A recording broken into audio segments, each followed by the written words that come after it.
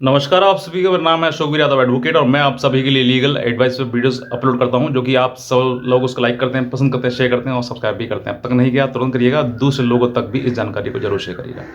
देखिए, यहाँ तक कि मैं अगर आपको बताना चाहूँगा कि जैसे आपने थंबनेल में देख लिया होगा कि डाइवोर्स के नुकसान क्या हैं। सबसे पहले तो मैं ये बताना चाहूँगा आपके लिए कि तलाक जैसा मुकदमा आपके दोनों के संबंधों के बीच में, पति पत्नी के संबंध के बीच में आना ही नहीं चाहिए।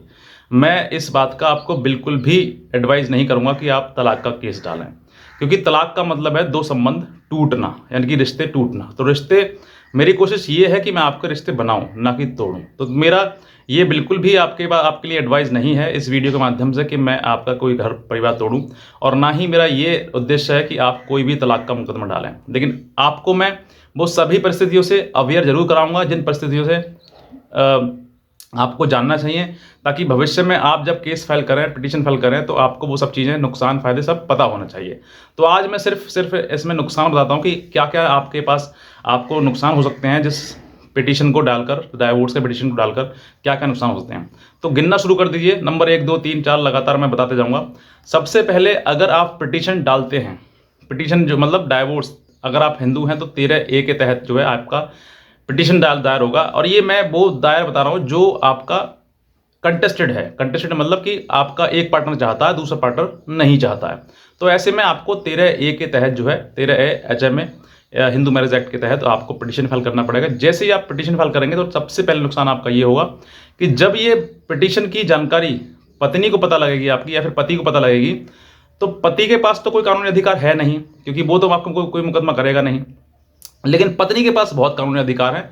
तो वो, उसने अगर आपके ऊपर कोई मुकदमा नहीं किया है, तो अब जो है जैसे ही पिटीशन का उसके पास नोटिस जाएगा कि आपने डाइवोर्स का डाल दिया है, तो वो सेक्शन 498A मेंटेनेंस DV, ये केसेस तो आपको प्रसाद की तरह मिल जाएंगे फटाफट से। ये सबसे पहले आपका नुकसान होगा। दूसरा नुकसान ये है कि जब आपका पिटीशन का जैसे नोटिस जाएगा, तो पति हो या पत्नी हो, दोनों को, एक पक्ष को ये पता लग जाएगा कि अब संबंध हमारे टूट गए हैं, यानी कि मन से हमारे जो संबंध हैं वो टूट गए हैं, अब सिर्फ कागज पर रह गए हैं, और वो कागज पर भी टूटने वाले हैं। तो आपको दूसरा ये होगा कि दोनों को पता लग जाएगा कि हाँ, अब संबंध बनने नहीं है, विच्छेद होना ही होना है, लड़ाई झगड़ा जितना भी हुआ, लेकिन अब जो है मानसिक रूप से ये समझ लें कि अब जो है एक दूसरे का रहने का साथ में मन है ही नहीं। यानी कि डाइवोर्स पिटीशन का मतलब यही है, सिर्फ दायर करके नोटिस पहुंचने पर।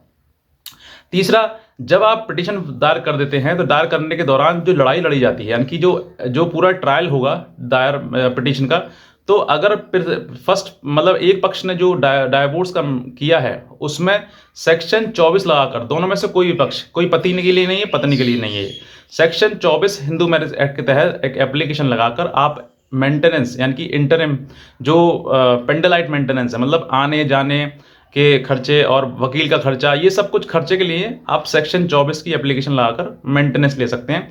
जो डालेगा उससे, मतलब पति ने डाला तो पति ले सकती है, और पत्नी ने डाला तो पति ले सकता है।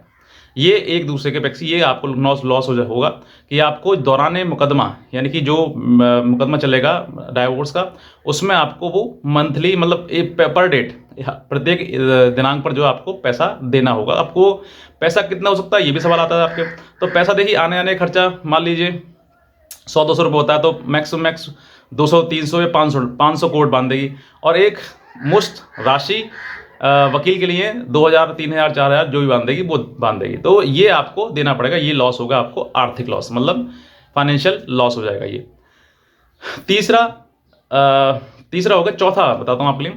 चौथा मतलब ये है कि चौथा लॉस ये कि जब आप पिटीशन दायर कर देते हैं, तो पिटीशन दायर करने के बाद जो है, जो भी पूरा निर्णय आएगा, यानी कि पिटीशन दायर किया और दायर करने के बाद जो निर्णय आएगा, वो निर्णय हो सकता है कि आपको पिटीशन अलाउ हो। वो तीन मतलब आपके पास आदेश आ सकते हैं। नंबर 1 डिसमिस, नंबर 2 आपका डाइवोर्स का जो, अगर आपने क्रूअल्टी वगैरह प्रूफ कर दी तो हो सकता है डाइवोर्स आपका हो जाए, और तीसरा कंडीशनल डाइवोर्स, यानी कि डाइवोर्स तो हुआ लेकिन आपको पैसा देना पड़ेगा।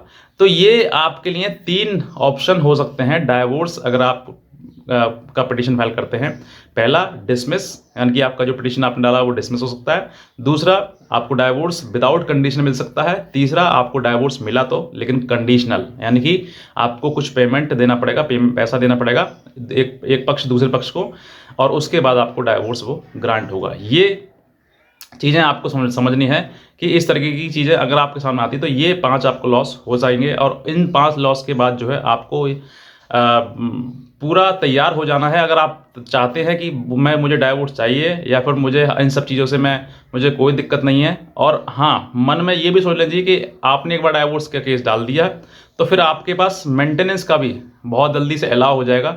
जो मेंटेनेंस लंबा खींचता है डेट बाय डेट, मतलब लंबा मेंटेनेंस केस लंबा खिंच जाता है, लेकिन अब वो नहीं खिंच पाएगा। जल्द से जल्द आपके ऊपर मेंटेनेंस भी बांध दिया जाएगा।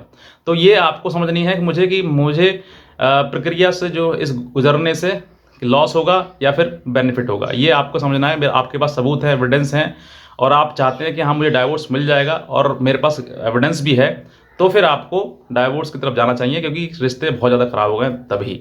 और अगर नहीं हुए हैं और अगर अभी भी कहीं ना कहीं गुंजाइश है, तो आप उन रिश्तों को बनाने की कोशिश करें, तोड़ने की कोशिश बिल्कुल भी ना करें। मैंने आपको ये सब चीज़ें बता दी है, अवेयर कर दिया है। अगर आपको फिर भी इन सब चीज़ों को झेलते हुए, यानी कि मैं लगता है कि हाँ नहीं मैं सब कुछ झेल जाऊँगा, मुझे बस तलाक ही लेना है, तो फिर आप इस प्रक्रिया से गुजरिए, इस प्रक्रिया के द्वारा जाइए।